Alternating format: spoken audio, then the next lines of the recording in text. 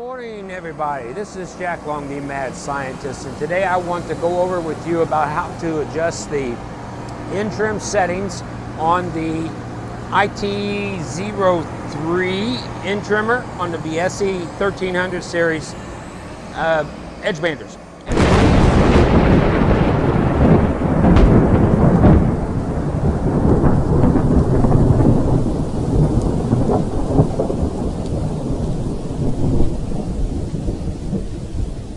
Many of you know I am not a fan of this station, and I answer a very common question over and over and over and over, and that's how do I tune it?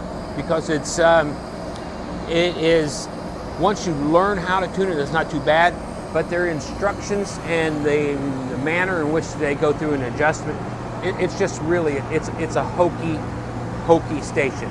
And for any of you that know, I have no problems telling somebody if they got something good, and I sure don't have a problem telling you if you've done something bad. And this is a bad design. Bad. But nonetheless, it's out there in my area. I have, I'm going to guess 10, 15 of these machines within 2 hours of my house. So a common question that everybody wants to know is how do I adjust that stupid little bitty screw in there because it doesn't want to work right. And it's usually because they don't understand what it is they're tuning. So the number one thing is we're going to go down here and we're going to turn the air off. Now, when you turn the air off these machines, typically you lose your calibration on your servos, and that's just a trade-off for the safety. Can I, as a technician, go in and do it with air on? Yes. But I'm not going to show you how because it's not the smartest thing to do. Okay? Now, the principle is very, very simple. I have up underneath here, on this machine, we still have a sticker present. But for those of you that don't have the sticker on it, I will attach a copy of the instructions out of the book. I don't have that here with me right this second. It's on the sister machine to this, which is over there somewhere. Okay, so what you're going to do first, with the air off, we know now this machine is energy safe. I'm going to reach up underneath here and release this hook. Just so you know, this is what I just released. This right here.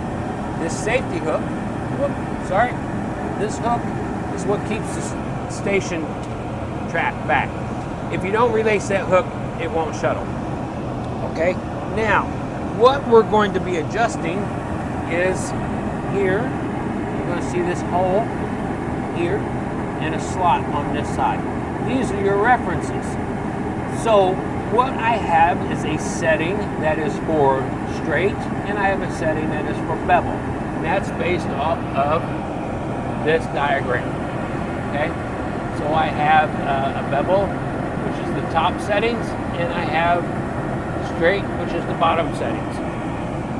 Now, that is this pattern here, and again, I will attach the document somewhere to this. If not, send me a message and I will get it to you. The decision on which one to do is based off of, if I can get this in here where I can see, it's based off of this air cylinder right here. So when it's down, you can see that the shaft is extended. I am working off of these, which is my bevel. When it is retracted, let me lift this up. When it is retracted like it is now, it's kind of hard to see. Sorry, I don't have a light that I can shine in there. But you can see it's retracted now. The reference points have now moved up, so the alignment with here is now referencing these. Okay? So that's all there really is to it. You're just going to go in and you're going to make an adjustment to it to the left and to the right. Now, one of the things that you need to be aware of with this station, if you've ever changed the blade on this, you will note that on the blade it has about a 25 millimeter straight carbide that goes from the outside radius towards the arbor. And what that is a raker. So when you're cutting your thin material, which was plastic laminate or 1 millimeter, half millimeter, whatever it is, that blade, when it tilts at an angle, it plunges straight in and straight out. It plunges at 90 degrees.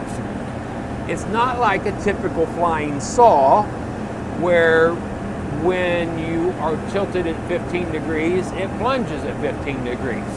When it tilts at negative 15 degrees, it plunges at negative.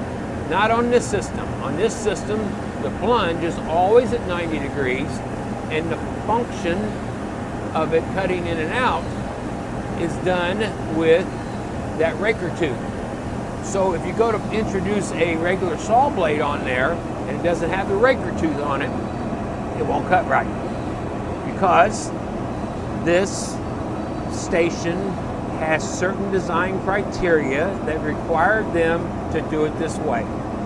And I don't know why they did it, but like I said, every time, bar none, I talk with somebody and they are asking me about the Biesses, this station in particular, I never, bar none, zero, recommend this station.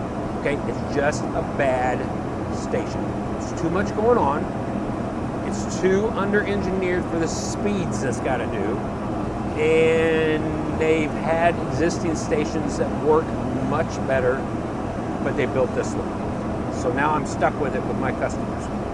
Okay, but nonetheless, so this is a question that everybody has quite often. I hope you find that informative. If so, give a like, share, comment.